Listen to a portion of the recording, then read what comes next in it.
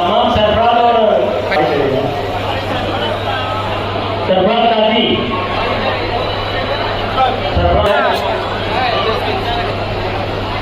कैमरे में जूम होता है ना भाई, पीछे पीछे आके आपको हमारे फिलहाल जसमीन विधानसभा के अध्यक्ष हैं, वो सत्कार कर रहे हैं महाराष्ट्र के अध्यक्ष सरफराज काजी। बहुत ही बेहतरीन साथी हमेशा हम लोग को पॉलिटिकल चीजों से अवगत करने वाले आनंद पांडे साहब का स्वागत हो रहा है।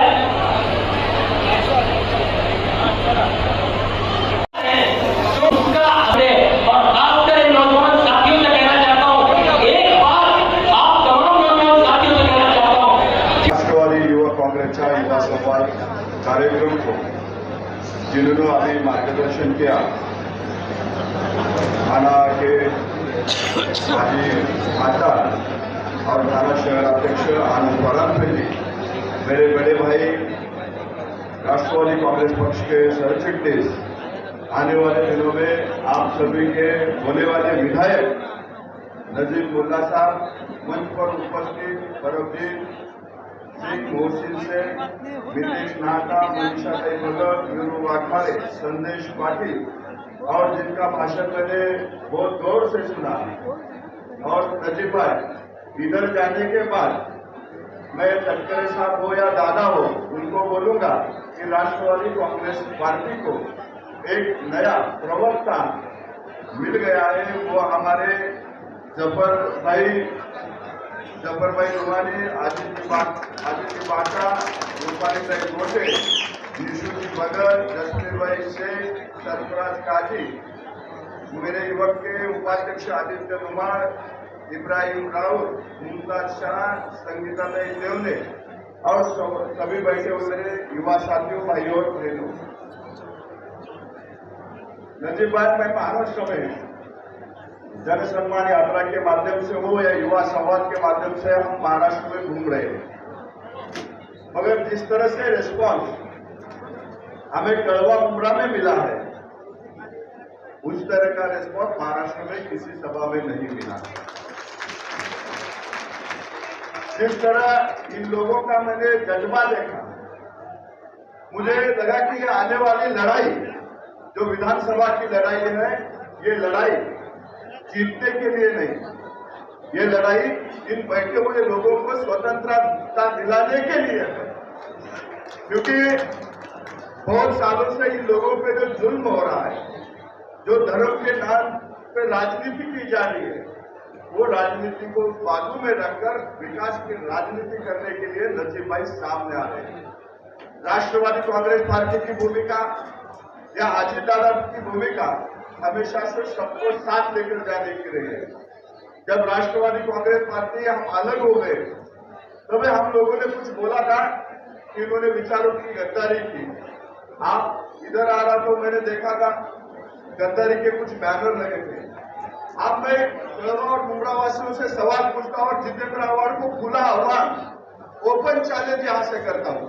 अगर जितेंद्र आव्हाड में दम है तो इस चैलेंज से उत्तर दे कि आपने, जब हम महाविकास आघाड़ी की सरकार गिरी थी, जब महायुति में जाना तय हुआ था, तो जितेंद्र आव्हाड ने भारतीय जनता पार्टी के समर्थन पत्र पे सही की थी कि नहीं की थी, ये पहले बताए।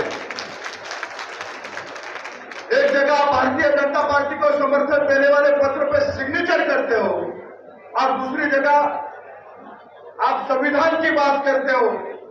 मेरी बहन बात कर रही थी, वो बोली कि जितेंद्र आव्हाड हमेशा संविधान की बात करता है, हिंदू मुस्लिम की बात करता है, सांप्रदाय की बात करता है।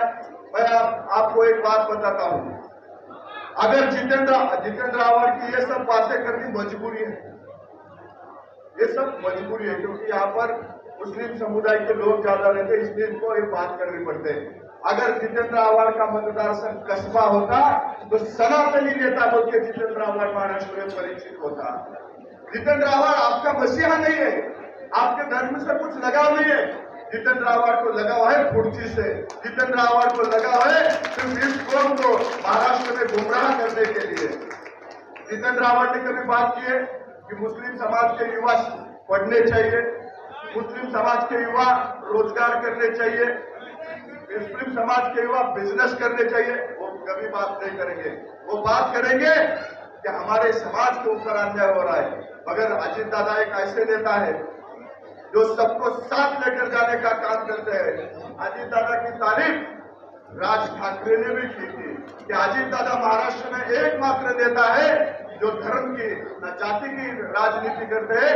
अजीत दादा राजनीति करते तो विकास की राजनीति करते हैं।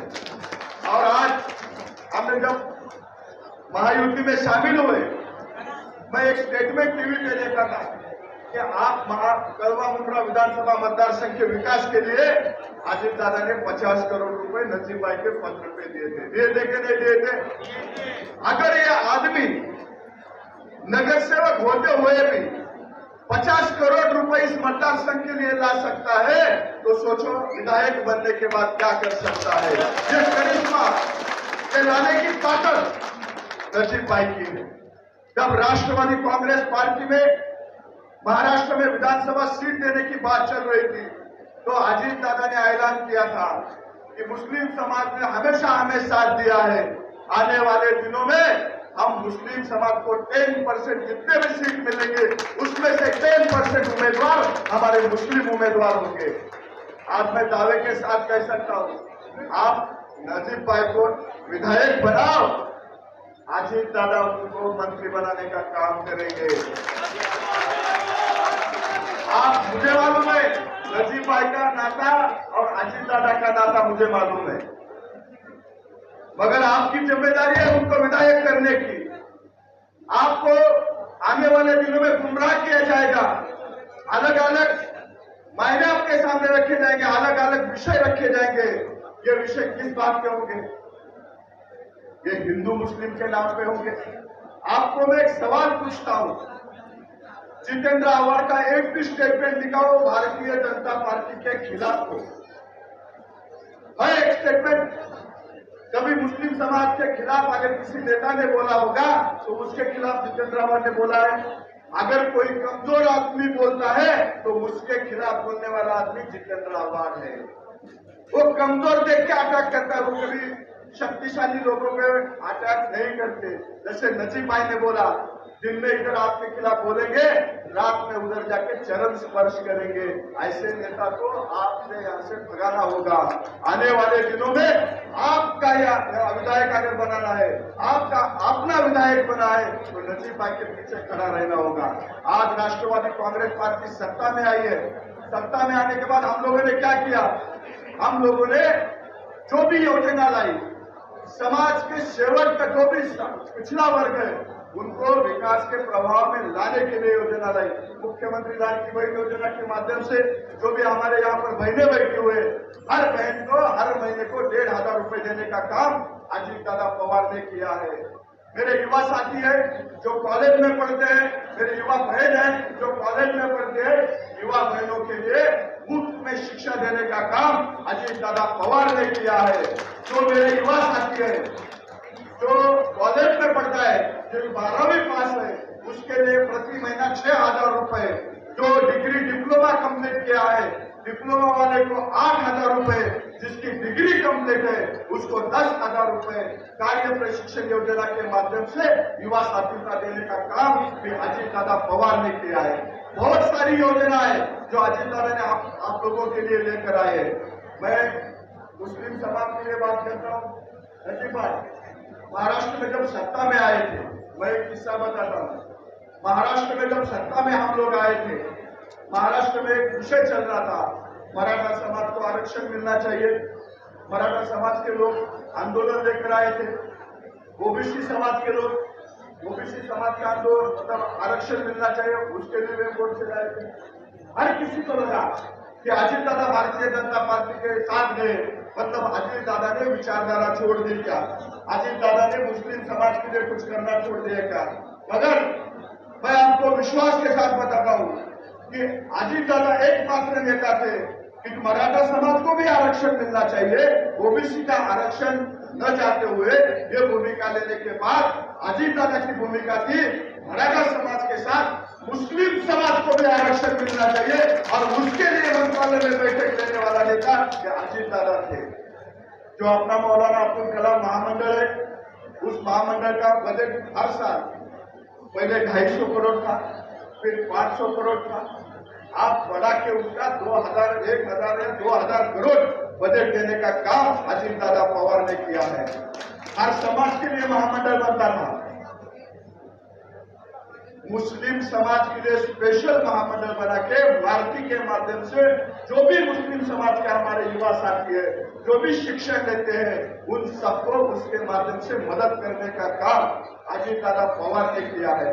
मैं ये सब इसलिए बता रहा हूं कि राष्ट्रवादी कांग्रेस पार्टी की भूमिका हमेशा सबको साथ लेकर जाने की रही है, मुस्लिम समाज को प्रायोरिटी देने की रही है। तो आने वाले दिनों में मुस्लिम समाज में आप सबको इकट्ठा होकर अपने समाज वाला बंदा विधान भवन में जाना चाहिए, इसलिए आप सबको काम करना पड़ेगा।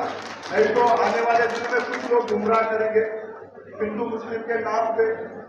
मैं प्रदीप भाई, आपके विधायक जो भी है, जो आने वाले दिनों में अभी उसको घोषणा दे रहा था वीरू वाघमारे, इसके आगे घोषणा देते समय याद रखने का, घोषणा ऐसी होनी चाहिए, नजीब भाई आगे बढ़ो, नजीब भाई संघर्ष करो नहीं, संघर्ष तो उनको करना है आपको, नजीब भाई को आगे बढ़ना, क्योंकि आने वाले दिनों में जो भी तुम्हारे विधायक है उनको संघर्ष करने की जिम्मेदारी आपकी।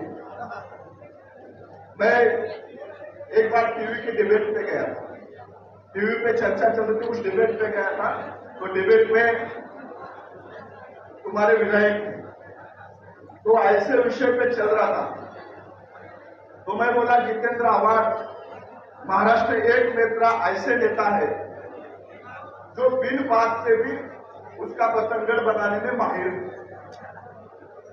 टीवी चैनल में एक एक्ट्रेस है जो कभी पिक्चर नहीं करती, जो कभी सीरियल में काम नहीं करती, मगर हर हफ्ते भी टीवी पे देखती है, उसका नाम है राखी सावंत।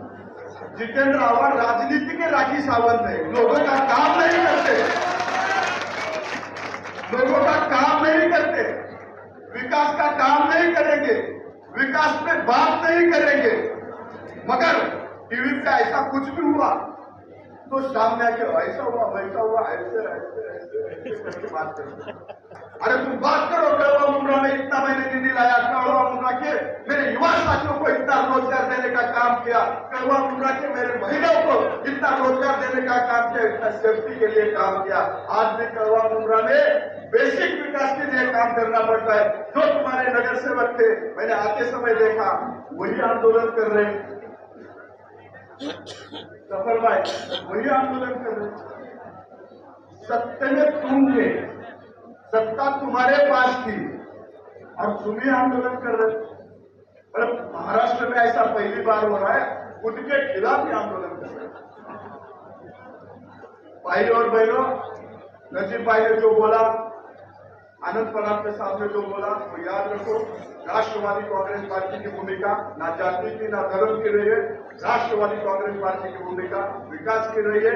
आने वाले दिनों में कड़वा मुंडा में अगर अपने को विकास चाहिए तो नजीब भाई का जैसा चेहरा विधानसभा में चाहिए, इसलिए आप सब लोगों को हाथ में हाथ मिलाकर काम करना पड़ेगा और दिखाना पड़ेगा कि हिंदू मुस्लिम एक होकर एक मुसलमान चेहरे को आगे लाकर इस महाराष्ट्र का एक चेहरा बना दिया है और आने वाले दिनों में हम सबको साथ मिलकर काम करना पड़ेगा। यही आपसे रिक्वेस्ट करता हूँ और जाते समय यही बोलता हूँ, मैं फिर आऊंगा इनके प्रचार के लिए, मैं फिर आऊंगा तुम्हारे विधायक को कपड़ा निकालने के लिए, मैं फिर आऊंगा और नजीब भाई को एमएलए बनाने के लिए आप सबको साथ देना होगा। इतना ही कहकर मैं मेरे 2 शब्द समाप्त करता हूँ। जय हिंद, जय महाराष्ट्र, जय राष्ट्रवादी।